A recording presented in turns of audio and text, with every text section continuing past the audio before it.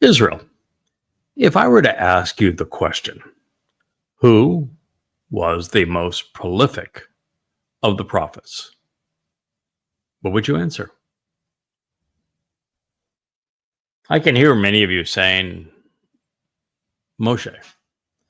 And it's true that there are 5 books attributed to Moshe. In the first, Yahweh provided dictation, which is the book of Bereshith, Genesis, was dictated to Moshe from Yahweh. And then the next 3 books, Shemoth, names, Kara, to be called out, and also Bamidbar, numbers, were experiential. They are really dialogue that happened along the way. Some of them are represent what Yahweh told Moshe, particularly when he goes and describes the 7 Moed Mikre, when he describes the 10 statements that were etched in stone, when he just goes about explaining how the relationship is going to develop, particularly through the Yobels, these times when men and women are freed, debts are forgiven, and we return to the promised land. And so much of Bamidbar numbers is horrific. It just one terrible experience after another, as the children of Israel became exceedingly belligerent. It's prophetic because it also speaks of the situation we're in today. And then there's the most enjoyable, really, I think, and profoundly important part of the Torah, which is Devarim, words, where Moshe serves as the mouth of Yahweh, and Yahweh explains his Torah to his people through his chosen implement, Moshe. And so that is a lot of material there. But you know who wrote more than Moshe? You know whose testimony we have a larger quantity of than the Torah retained in the Dead Sea Scrolls? The same fellow that is your Messiah. Do you know your Messiah's name? Do you know your king's name? Do you know the name of the Son of God? His name is Dod. And between his Mizmor, which are his psalms, his songs, and his Mashal, his proverbs or word pictures, Dod wrote more vociferously than anyone else. He was an extraordinary prophet. And the more interesting statements that Dod made were about his fulfillment of Pesach, Matzah, and Makodim. He specifically said in first person that he was going to be crucified, fulfilling Pesach. And then he explained how his soul would carry our guilt into Sheol to make us perfect on Matzah, so that we could join him as children of Yahweh on firstborn children, on Makodim. He told us how he volunteered to do this and how Yahweh agreed with him throughout his Psalms. And he also told us how his people would reject his accomplishments and turn against him. As Gabriel, God's most capable and courageous man, Dod came to Daniel, and he explained the exact date that he would arrive and what he would accomplish by fulfilling Pesach, Matzah, and Makodim 700 years before he did. And Yahweh then speaks vociferously of him, particularly in the 89th Mizmor, where he tells us that Dod is his son, he is his father, he is the Messiah, he is the former and returning king, that he's going to return as brilliant as the sun. He's going to essentially be Elyon, Almighty God, in our presence. So he is the most important person in all of human history. He has been here twice before.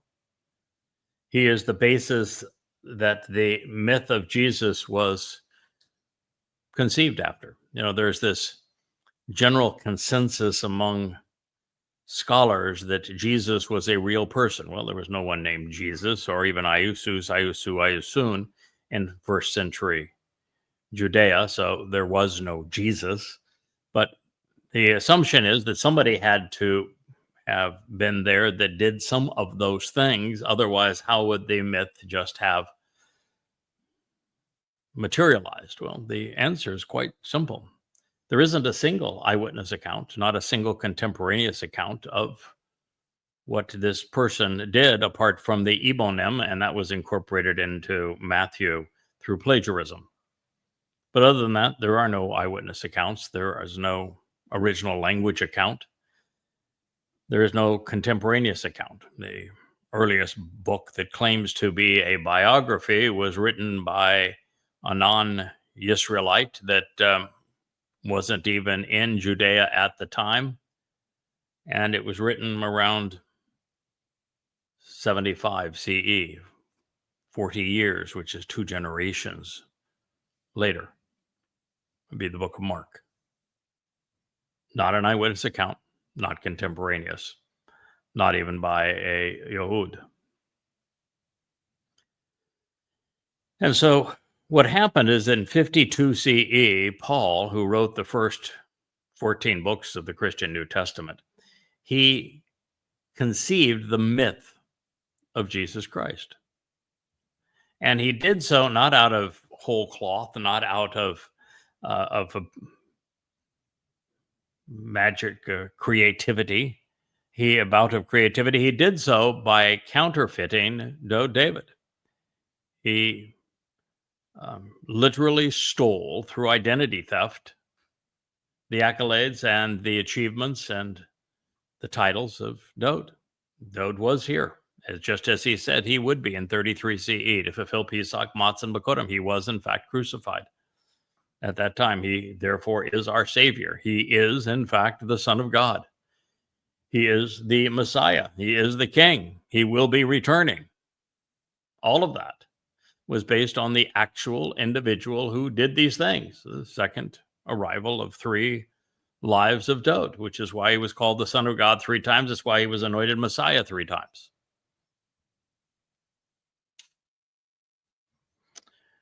But there wasn't a single Israelite that recognized this. And as a result, there was no way for Israel to benefit from the ensuing harvests that have yet to be fulfilled, Shabuah and Towrah, because only those who understand and have capitalized on what Dode has accomplished through Pesach, Matzah, Bakodim qualify, and no one did. There would have been none to harvest. There have been no mortal remnant of Yisrael because they would have no idea what they were returning to. Why? When? Where? No sacrifice of the red heifer. No purging of the adulterous woman. And certainly no homecoming on Yom Kippurim.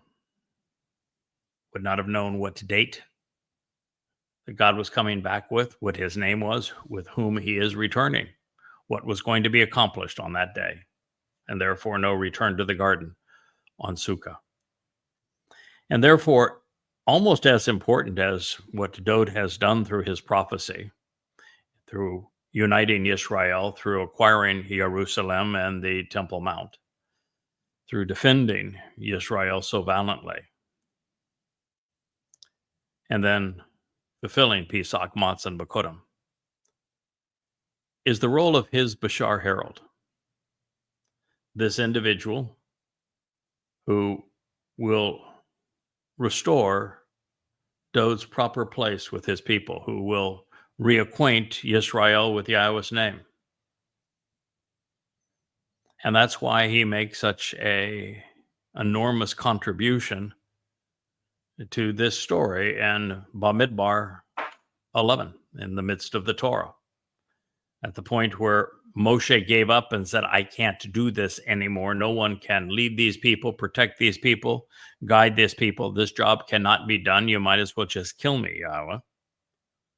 And Yahowah said, I understand. They are miserable.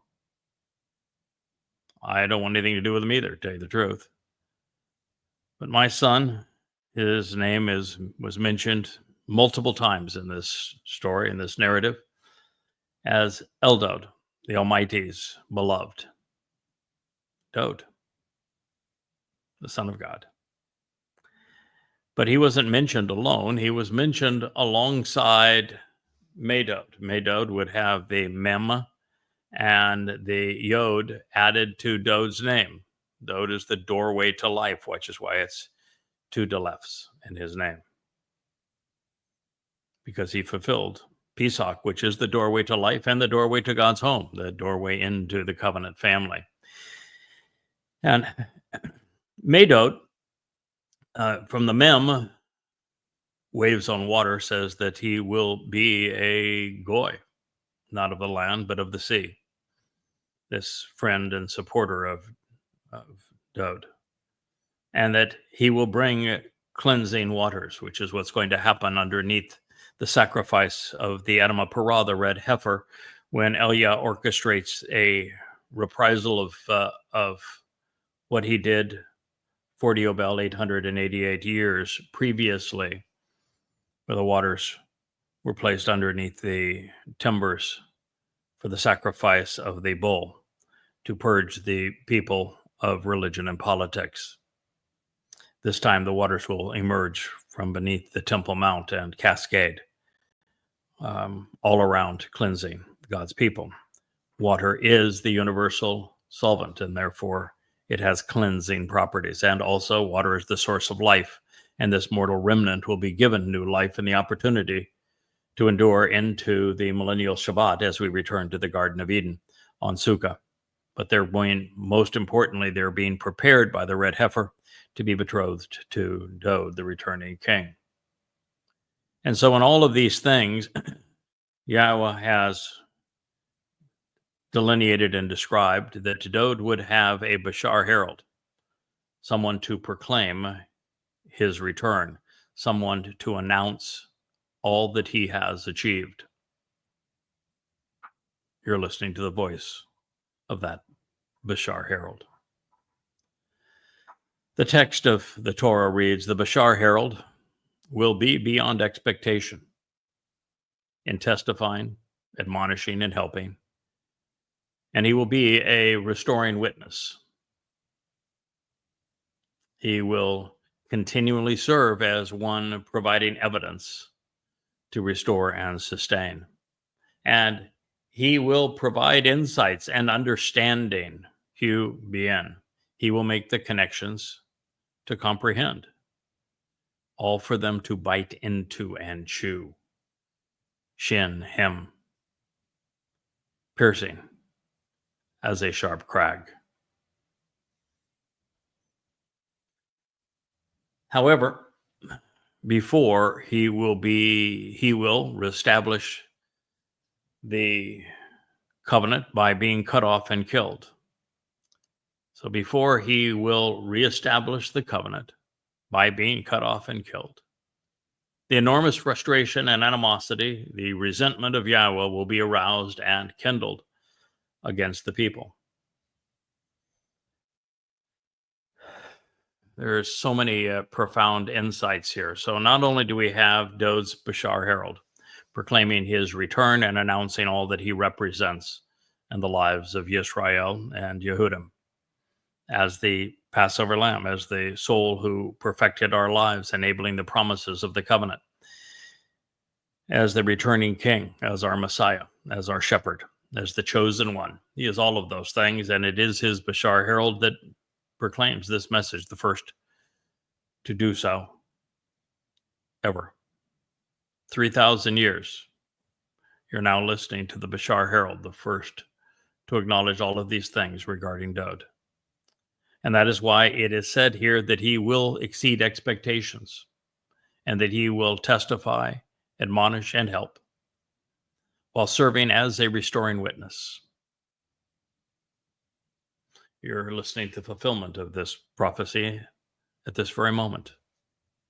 And it says he will provide insights and understanding. It is the thing that we have done best in our collaboration in these 35 books that you see sitting on the shelf behind me.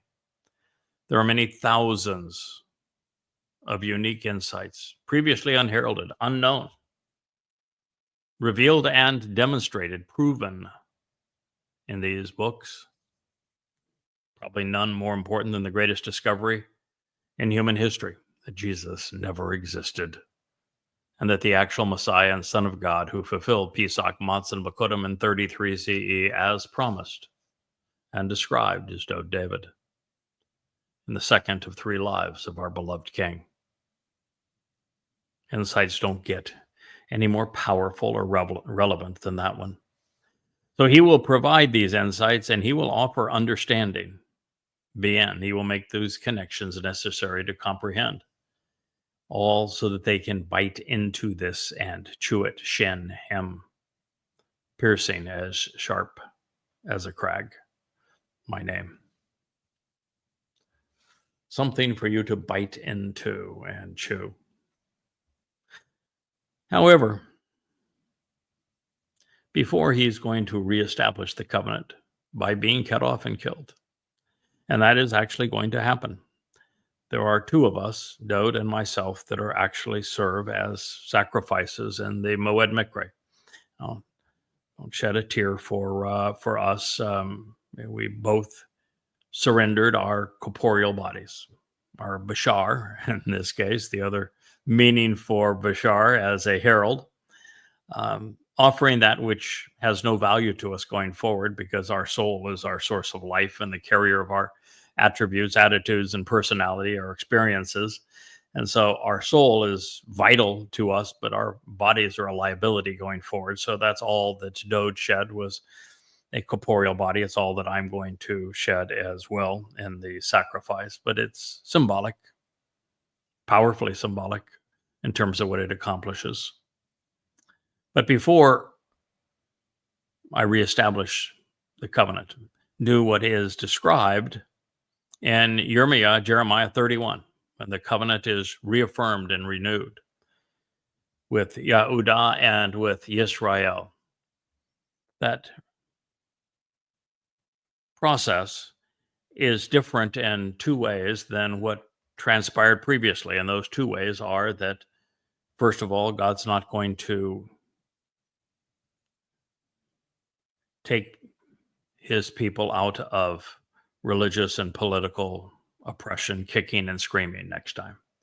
You're going to have to make this choice on your own. You're going to have to capitalize on the insights and understanding that we are providing so that you become part of God's family again. You need to do so based on your own initiative this time. No kicking and screaming. And second, the Torah, which was provided to the children of Yisrael through Moshe from Yahowah, was a document that could be held and read, studied, but it could also be written over and covered over and replaced. In Christianity, it was flat out denounced and replaced, and Islam, it was plagiarized and twisted and bastardized to the point of not even being recognizable. And in Judaism, it is the Talmud's corruptions of the Torah that were actually sold to Muhammad to create Islam. So if you want to know their perspective, read the Quran. That's not the way it's going to be going forward. You're not going to have the opportunity to besmirch Yahweh's Torah, to misinterpret it, to misquote it, to misappropriate it. Those who survive to this point, who are part of that reestablished covenant, will have the Torah written inside of them. Of course, that means that there was never any purpose to or inspiration behind the Talmud, the New Testament, or the Quran, because Yahweh is returning to his Torah teaching, going to incorporate it into our lives. That is what Jeremiah 31 says. So before he reestablishes the covenant by being cut off and killed. The enormous frustration, animosity, and resentment of Yahweh will be aroused and kindled against the people. And it has been for 3,450 years, Israel. From the moment a number of you started making that golden calf and returned to religion. From the moment 3 days out of, well, before even that, the moment you told Yahweh to shut up and go away, you never wanted to hear from him or see him again while you were still in Horeb. And then when you told Moshe here in Numbers 11, you didn't like anything that was happening. You were belly aching about everything. You were malcontents to such an extent. Moshe, one of the greatest men who ever lived, said to God, "They're so annoying, so disagreeable, so obnoxious. I want you to kill me rather than me have to endure them another day. Just take me out of my misery. No one can do this. They're impossible." And ever since that day, it's been antagonism between Yahweh and Yehudim. It's still exactly that way. And God is exceedingly disappointed, enormously frustrated. He resents what you have done to him. He doesn't just resent you erasing his name and removing it from your lives. He doesn't just resent you replacing the personal relationship, father and child relationship that he offered with your God-forsaken religion. Most of all, Yahweh resents what you did to his beloved son, who not only decided that he would offer his corporeal body to be bludgeoned and crucified by the Romans, and then take your guilt and deposit it into Sheol, never to be seen again, perfecting you. And yet you deny him everything. You never speak of him as being what he is, the beloved Son of God. You never speak of him as being the Messiah. You never speak of him as being the chosen one. You never address him as your Savior. You do not speak of him as the returning King of forevermore. This denial of Dod is the single greatest frustration and disappointment that Yahweh has with his people. So it would be thousands of years where Israel and Yahweh would be estranged. And this would not be resolved until the Bashar, this corporeal herald of Yahweh and Dod,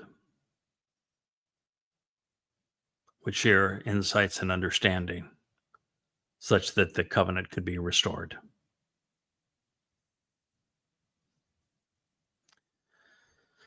But between now and then, Yahweh's frustration is still kindled against the people.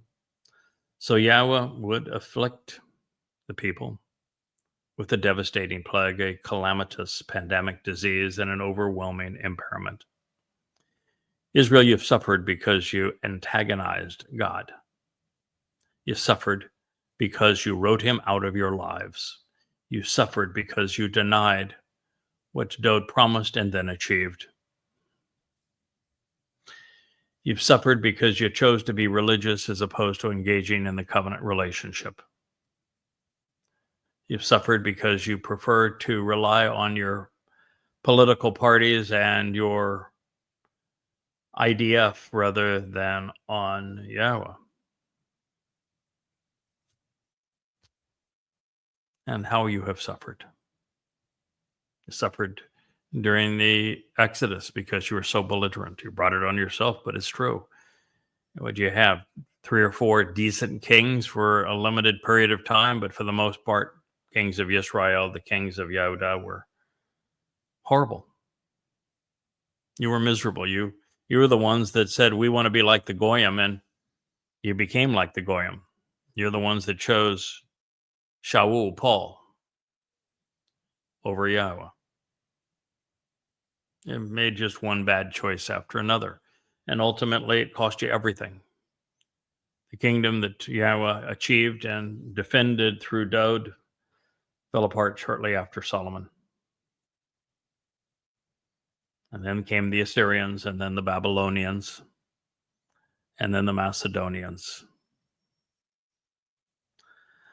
And after the Macedonians, there were 3 raids by the Imperial Romans, the most vicious beast ever.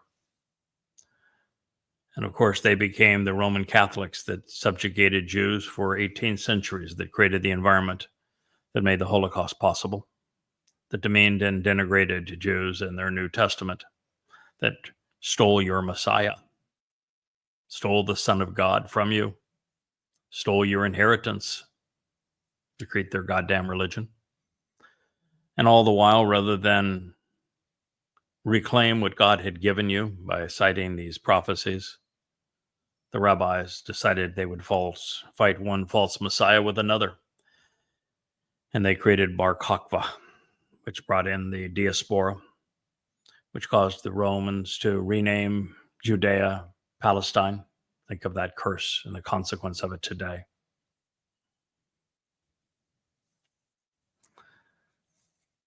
All of this, because you've been obnoxious, wasn't terribly long after that. And the abuse of the Roman Catholic Church and then the Byzantines, that you were badly abused as is possible by the first Muslims. 30,000 Jews in Yathrib, he killed you all. Then he went to Kabar and perpetrated genocide against Jews. This is Muhammad. Allah was the cheerleader of genocide against Jews because, well, Allah is Satan. And there's nothing Satan wants more than to kill Jews. This became the death cult of Islam. And in the first 100 years of Islam, they ransacked the world, killing a third of the world's population, including bludgeoning what had been Israel and Judea. And following the first Muslims came the Ottomans, who were Mongols and Turks combined with Islam. It was a deadly and vicious combination. And then came the Crusaders, the viciousness of the Roman Catholic Church. They also hated Jews. Then the Holy Roman Empire that created the shuttles and the pogroms of Europe, which fostered the Nazis and the Holocaust. It's been a bitter ride, hasn't it? And now, after surviving the Holocaust, you've got Israel surrounded by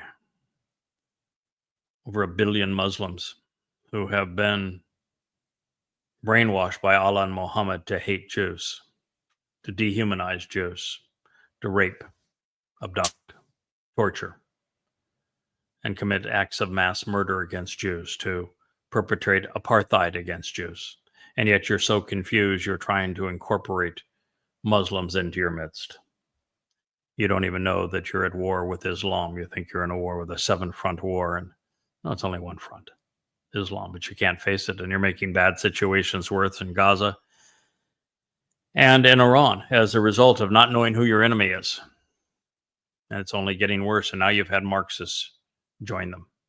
And now it's a Marxist Muslim protest worldwide, and because of the continuing bludgeoning of Gaza and now the war with Iran, you've got the MAGAs against you too.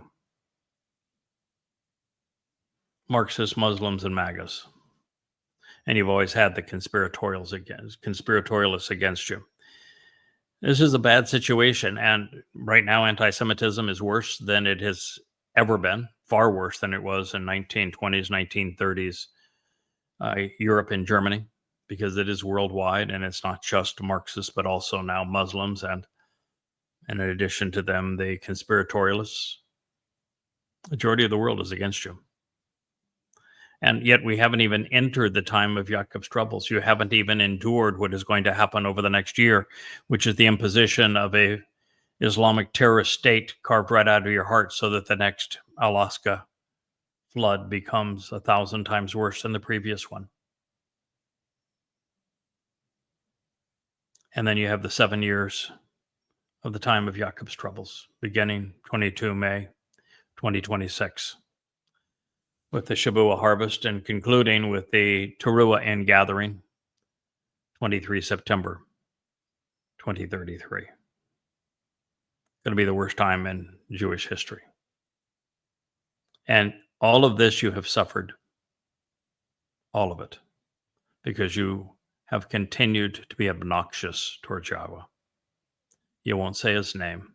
You've written him out of your lives. And you've abused his beloved son. So you've been plagued. You brought this plague upon yourself. Numbers 11:33. By consistently rendering each word in a manner consistent with the term's actionable root, beginning with Bashar, with an eye to the future and an ear turned to Yahweh's instructions, we grow in our relationship with God, and we're better prepared for the ensuing battle, for the awakening and return of Yisrael against politics and religion, militancy, and economic schemes. While I remain as devoted to this mission as is Bashar humanly possible, the primary reason that we are exceeding expectations while testifying and admonishing Jews is that Yahweh is inspiring and enabling his Bashar, his witness, his Choter. We will restore a surviving remnant of Yisrael because of God's assistance. He has, through his Ruach of Chakmah and Bien, provided the intelligent insights and overall comprehension that is shared throughout these books and in this program. I've shared more with you about what has happened and is about to transpire as every rabbi combined in all of history. It's because Yahweh has provided the Ruach of Chakmah and Bien, of intelligent insights and overall comprehension by making the necessary connections, but as well as the Ruach of Geborah, of fortitude and courage to see this through. Between 25,000 pages of Yada Yahowah and well over 300 hours now, and probably closer to 500 hours of the Yahowah blog, there is plenty to bite into. But let's be clear, we are trying to overcome 3,475 years of pent-up animosity, resentment, and frustration. Yehudim have been egregious and for a very long time. And recognizing that they turned on Yahweh and against Moshe and have continued to be antagonizing thereafter, it is going as we should expect. It's a tough audience. That's not a good thing. And here's Israel involved in 2 wars, in Gaza and Iran, and is losing both and thinks they're winning. And no matter how many times you say, no, I'm sorry, but this is what losing looks like. And you can't get through. It's a most formidable challenge that lies before us. But at least we know that Yahweh is pleased and that our testimony on behalf of Yisrael's restoration continues to exceed his expectations. We're doing this job as well, if not better, than God anticipated that we would do so. And we will succeed together. That is as gratifying as it is satisfying. It has been obvious all along that God wasn't going to tolerate his people's belligerence forever. And why should he? Apart from a rare few, these people were already dead to him.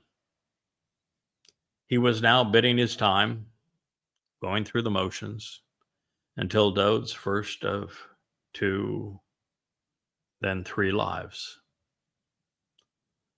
Through the time of the prophets, the horrid nastiness of religion, and finally to the ultimate restoration of Yisrael through the witness and testimony of Daud's Bashar Herald. This was a graveyard, sadly, for Yisraelite souls. It's a terrible episode.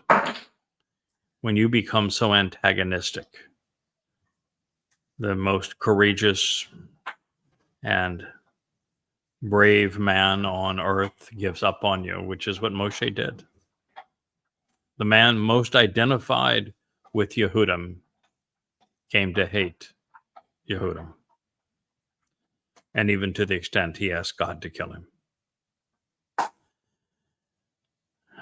That was a death wish, turning on Yahweh and then turning on Moshe. How the notion that God revealed a separate Torah to these malcontents, when God is saying, no, they're obnoxious, I am not going to speak to them because they told me they didn't want to hear from me again. Becomes rather ludicrous, doesn't it? The whole myth of the oral Torah of the Talmud is insane. And the name of that place was called Kibroth Hat Ta'awa, tombs to bury lusts, longings, and cravings. It is the grave of covetousness, the sepulchres of wants and desires. Because there is where they buried the people who were overwhelmed with their wants, their needs, who were enthralled with their yearnings, their longings, and their cravings. Bamidbar in the wilderness, Numbers 11:34. When Yahweh is offering the sun, moon, and stars, when our inheritance is life and liberty, our perfection, adoption, enrichment, and empowerment, to an infinite extent, squabbling over one's next meal and complaining bitterly about the menu is sure to engender an exceedingly negative response.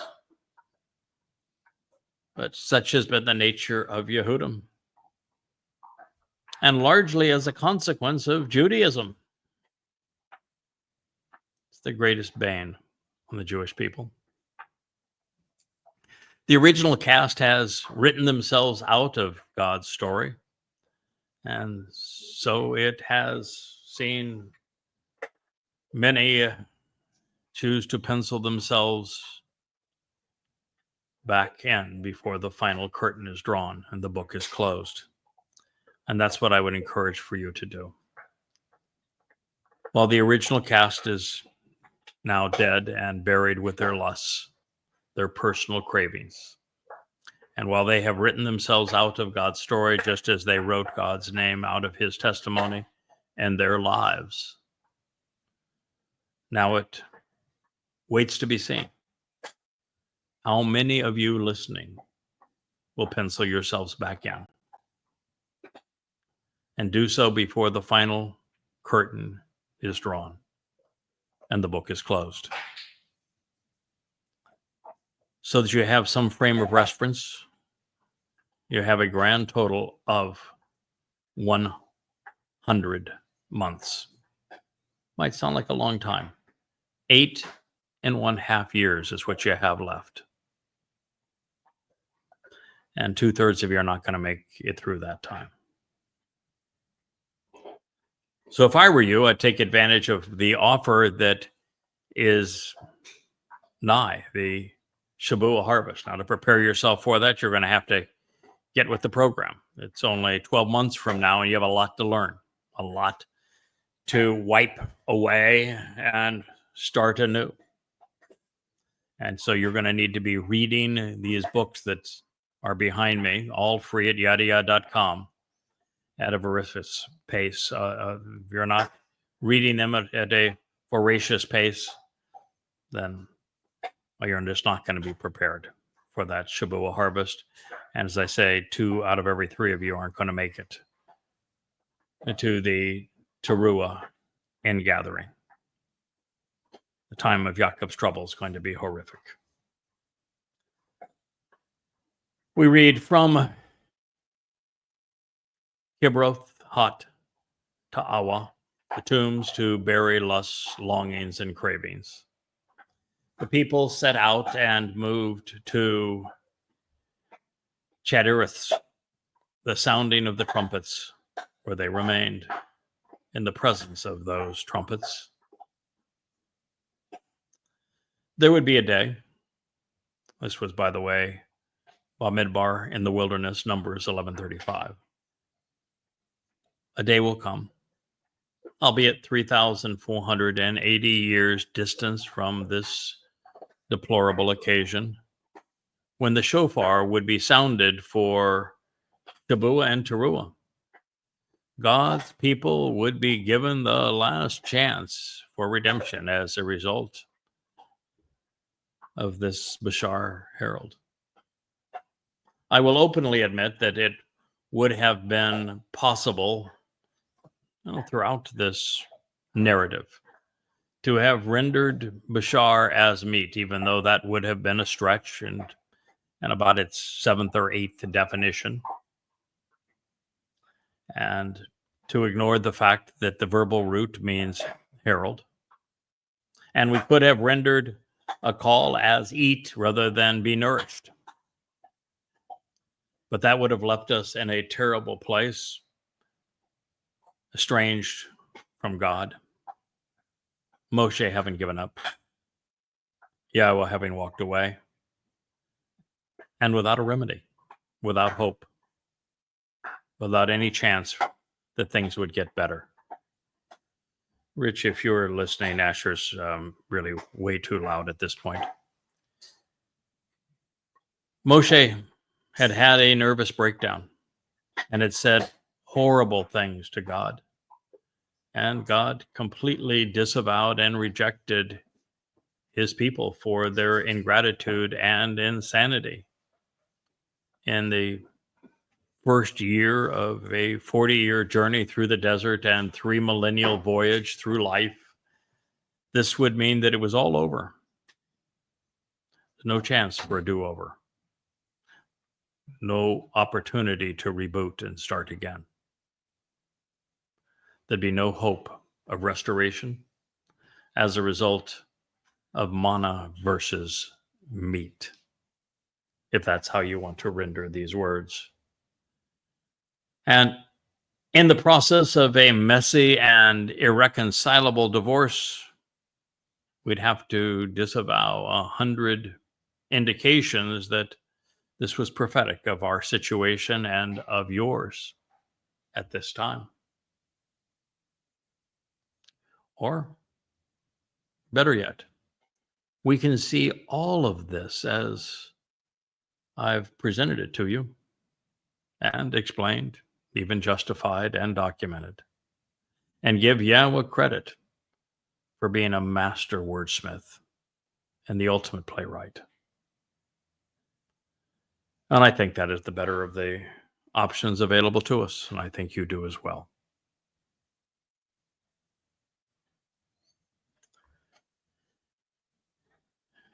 It's hard to imagine, as much as Jews give lip service to the Torah and revel in the Exodus as it is framed by Judaism, that the children of Israel could have been this cantankerous, going from confrontational, maniacal belligerence just one day to the next.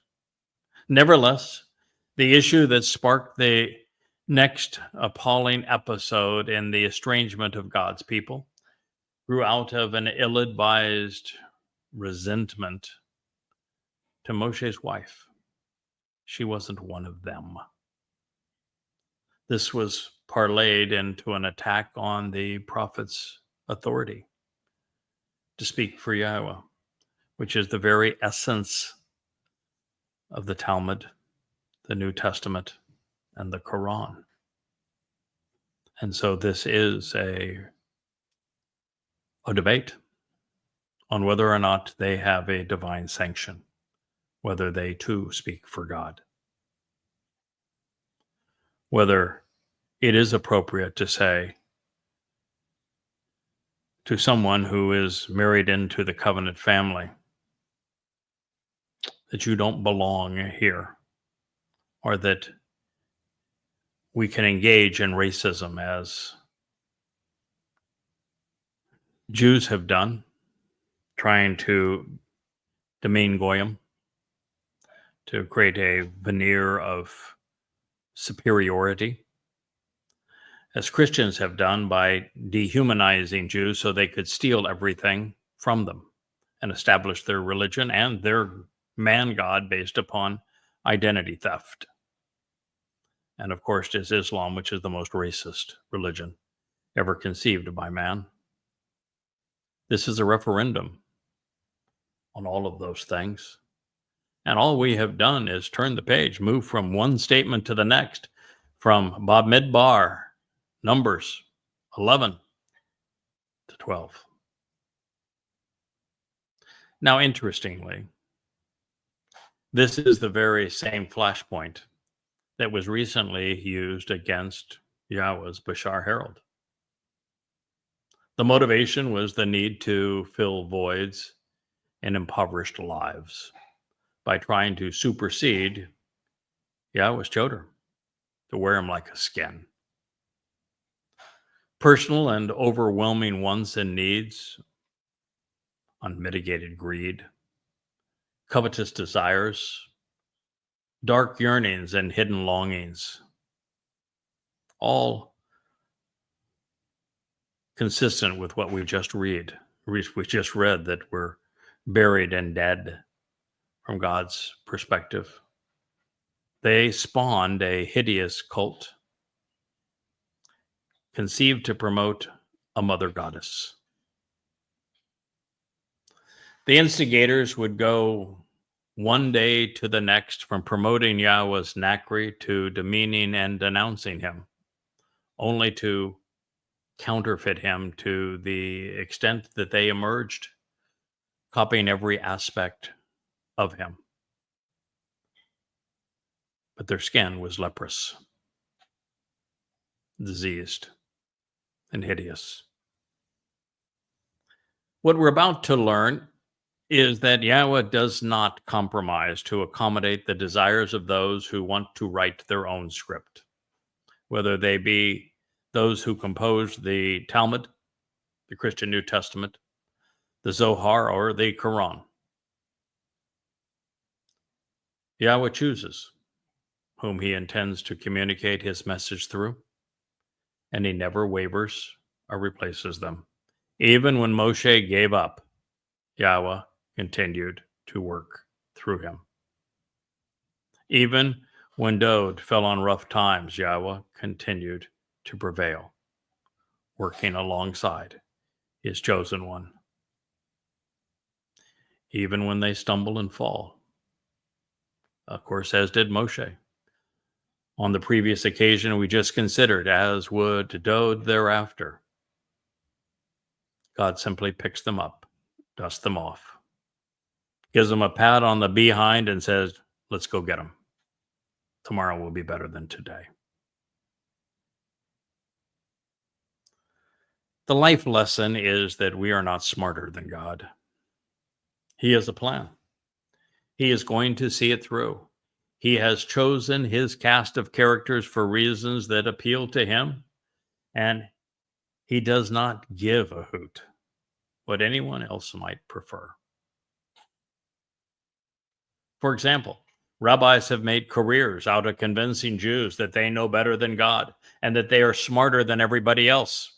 Their names, their holidays, their edicts, their laws, their arguments, and their books take precedence over Yahweh's preferences, albeit only in the minds of the religious. Along these lines, there are those who do not like my wife, and many more who are of the opinion that they could do better than I have done. And they insist that they speak for their nameless Hashem of a God, the myth of a Mr. Christ, or even for the deplorable ungod, Allah. And while free will entitles the believer to their opinions, God not only disagrees, he is emphatic about his position. Those who oppose the men and women of Yahweh's choosing find themselves ostracized and rebuked, leprous and afflicted, divorced and dead, buried, along with their covetousness. The story never changes. It has been as it will be. Now, in this case, being Yahweh's messenger afforded Moshe and now Yada a status that others craved. Of course, not knowing the responsibility that comes with it. There's a reason that this episode on Moshe, where he just said, God, I can't do this. No one can do this. These people are impossible. Please, if you care about me at all, just kill me so I don't have to witness my failures. There's a reason that Yahweh's endorsement of Moshe and his rebuke of the two, this woman Miriam and her brother Aaron, partner in crime, when they claimed that they also spoke for God. There's a reason that one story follows the other. Yep, Moshe had stumbled. Moshe recognized the job couldn't be done. And yet Yahweh tells us immediately thereafter, but he's my guy. I've given him my spirit. I'm going to see it through with him, and no one else is going to speak for me. Not then, not at any other time over the voice that I have chosen.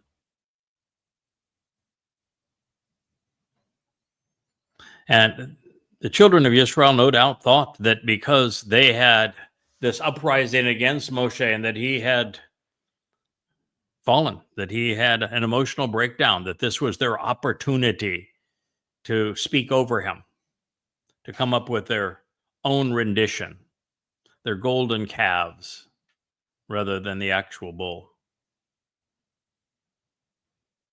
But Yahweh said no. Those who speak over God,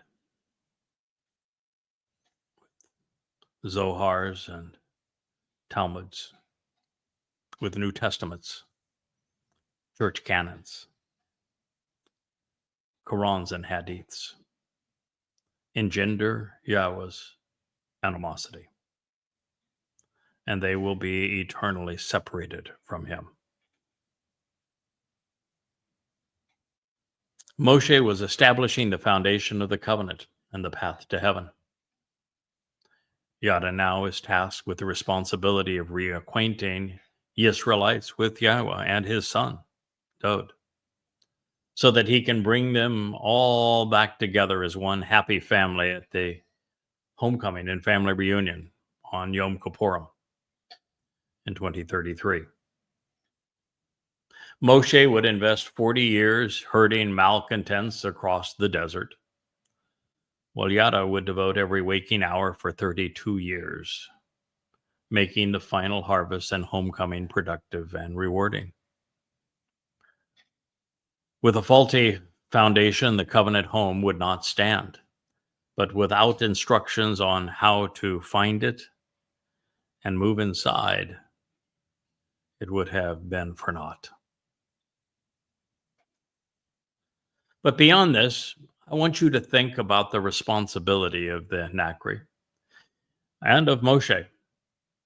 This is something that is really profound here, particularly with Moshe, is to think that his sister, someone who was clearly covenant prior to this rebellion, his own sister, who led the women in the Song of the Sea. She was a prophetess, spoke for God for a period. But then she decided she wanted to carve out her own niche. And her brother, Aaron, who, was alongside Moshe for much of this and constantly fell flat on his face, choosing to be religious and leading people astray. They coveted what they perceived was the prestige of Moshe. And so, coveting what he had been presented as God's chosen one to lead the people to freedom, they wanted to be him. You see, their lusts were not buried back there. Their cravings were not quenched. They wanted to be him without having any appreciation of what goes with that responsibility. That responsibility was so immense for Moshe. He declared that it's impossible, and he asked God to do him a favor and kill him. But obviously, they knew nothing of this. They didn't recognize what's at stake. They didn't recognize the burden of this responsibility. They didn't recognize the seriousness of it,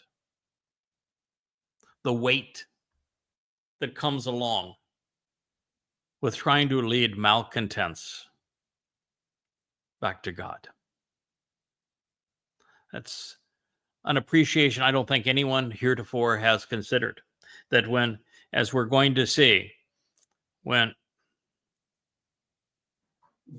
Miriam and Aaron attacked Moshe, first by claiming his wife was not one of them and therefore they were somehow better than him because of the effect Moshe's wife was having on him.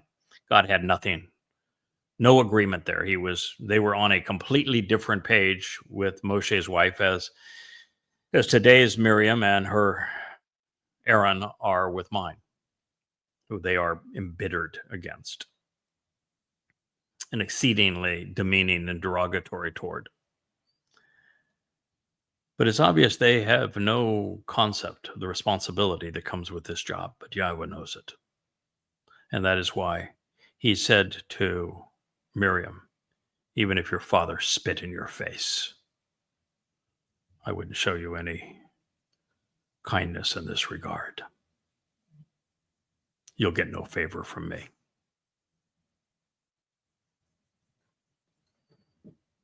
Yahweh knows what it's up against. And in the case of Moshe, he immediately reached out to 70 others to share the spirit with them and to say, they can run interference with these malcontent people.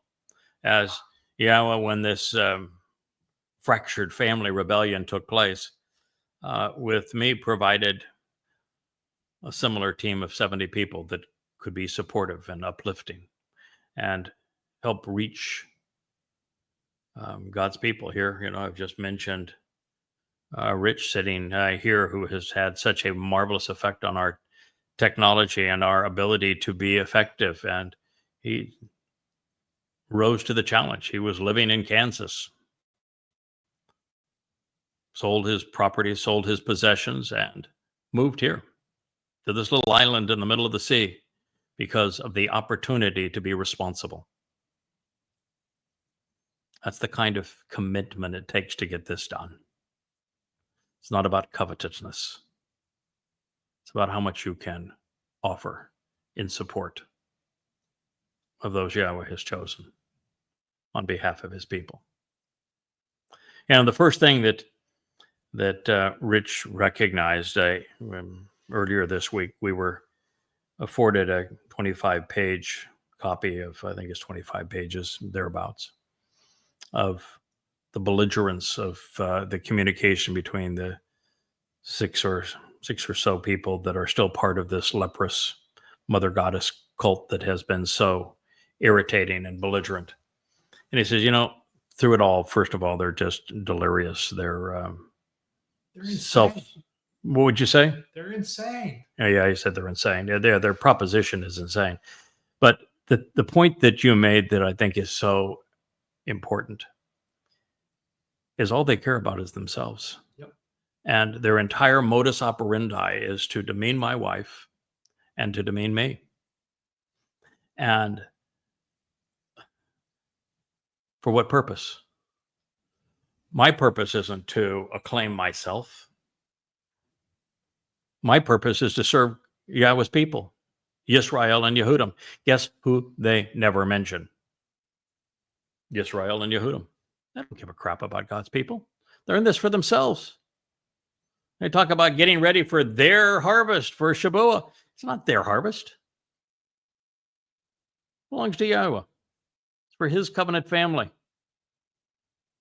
And if your focus is on yourself and your own aggrandizement, and the only way that you can aggrandize yourself is to tear others down, then something is really sick about you, and you certainly don't fit in Yahweh's family, because Yahweh's family is all about building people up. We are in this position to lift Yisrael out of this mess that they have created for themselves. We're here to introduce Yisrael to Yehudim, not to make certain that we're part of this next harvest.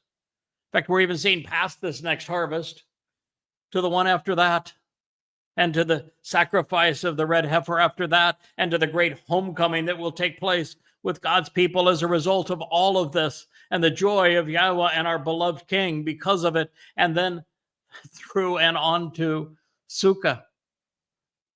The focus is not on us, but on you, and of encouraging and enabling you to be part of this great joy, of this great family. And that's what was never appreciated by the children of Israel. That's why Yahweh and Moshe both said, we can't do this, we're giving up. And now you have a herald announcing the return of your king. He's not going to give up. He cares deeply about Yahweh and of his beloved son Daud and of you, so that you can join all of us on Shabuah and Towrah for the red heifer. Be betrothed again, this great wedding ceremony that will be orchestrated by Elia. The wonderful joy of the family reunion, the great and awesome day of Yahweh, and then a return to the garden.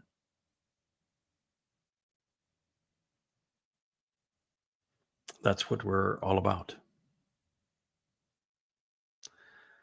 And so there is a tremendous responsibility that comes with this. It would have been easier for all of us to have been anonymous and just make the contributions along the way that we found. And if there was a benefit occasionally, then that was a net gain.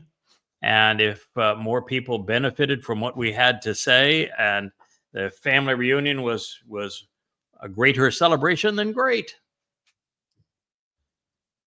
But that's not Yahweh's approach. He has 1,000 prophecies about this. And so what are you going to do? I'm not going to shirk my responsibility because I don't want to disappoint Yahweh, and because I want you there celebrating with us. I want you to appreciate and enjoy all that we have come to know about God and about our King. So just as Yahweh, at the point of despair for Moshe, introduced Moshe to Eldad, the Almighty's Dod, and to Medod, not only this man that would come from the sea and be cleansing and provide new life based upon Dod, but also the one who's representing that yod, that hand that reaches down and out with an open hand to lift God's people up from where they are, out of the mire of religion and politics, into the beautiful enlightenment of and emancipation of Yahweh. That was Medod. And so similarly, God announced through Solomon at the dedication for the house of Yahweh's name 3,000 years ago, he said that the entire world, including Israelites and Goyim, should listen to and act upon everything the Nakre, this observant foreigner, spoke and wrote. And so that's the ultimate challenge. Say too much and risk something wrong, and say too little and fail as a result. So as we move forward and you consider what is revealed in the Torah, please do not make the mistake common among rabbis of assuming that a concern over Moshe's wife being of a different ethnicity actually mattered back then, 3,450 years ago. That was just a ploy. It was stated this way because it makes the statement prophetic. It brings it to our day. This rebellious cult that has been conceived to say we too speak for God. I can't say for Yahweh because they changed God's name to suit their agenda. It's because that is what they did. They based their attack on me by demeaning my wife and claiming that my wife was the evil one, and that prior to her, I was on the right track, but that she corrupted me. Why? Because the leader of this cult is a woman with a failed marriage and a failed family and a failed life, who's a psychopath. There's this huge vacuum that everything good is sucked into and tarnished, so that all that she knows is to bring others down to her level, secretly coveting to be what she was not, to find herself written in this story when she was not, other than to condemn her. So that's why this begins where it does, because it's prophetic of where we are. When this transpired, and I don't want to make too big a deal of this because they're down to 6 little fledglings all belly aching, both scared to death of me and what I represent, and envious of me and what Yahweh has achieved through all we've accomplished together, and yet demeaning of me and of my wife.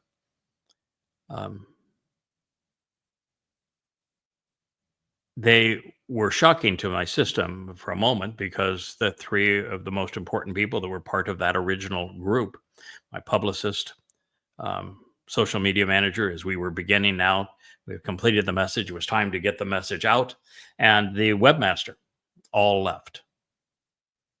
I don't think the publicist is with them anymore. You never hear anything from her in that group, and that's good for her. I hope she returns now that she's extricated herself from the core of the group. But the Aaron figure in this story and the Miriam are vile as ever. And it is a lesson for us because when it occurred, I went to Yahweh and say, how do I handle this? What would you like me to do? Because I said, this isn't written in your story. And he said, yeah, it is. says you've just come to realize that the Adamah Parah, the red heifer, is the solution for the adulterous woman. Numbers 19 resolves Numbers 5. And you've come to understand exactly the role you play in that and the purpose on behalf of Dod's return. Why don't you look between them? You'll find the answer. Been there all along for you. What's halfway between 5 and 19? 12. That's where we are. And it begins in such a way that just pierces my heart, because it's exactly what we endured. And so Yahweh answered by saying, yeah, I gave you the answer. You just weren't prepared to hear it. Now you are. And because he provided this answer, it's important that I share it, because fractured families, the thing that we experienced, are a big deal with Yahweh. And they're a big deal with Yahweh because that's all he has experienced. Adam and Chawah broke their bond with him, a fractured family. Those outside the garden broke their bonds with him and became religious and political. And he had to start anew, a fractured family. Even with Abraham and Sarah, they went a different route with having a slave woman provide a child that Yahweh had to say, no, we're not going that way. This is the kind of stuff that fractures families. And when Sarah said, that woman and her son have to go, Yahweh said, listen to your wife. This fractured family needs to be healed. And then, they have a son, Ishak, and he makes a terrible misjudgment and wants to bless his firstborn of the twins, Esau, above Jacob. We have a fracture in the family again, and there's a lot of maneuvering such that Jacob gets the blessing instead of Esau, in a very broken and fractured family. And ultimately, Jacob then would not get the woman he wanted to marry, and he had a horrible relationship with Leah. Finally, gets resolved over time, and that embittered fight between Leah and Rachel, and really a fractured family. It was born from them. And the moment the 12 sons began to grow up, they were treacherous. They even sold one of their brothers into slavery. A very fractured family from the beginning. And then they were separated from God in Mitzrayim for such a very long period of time, a fractured family.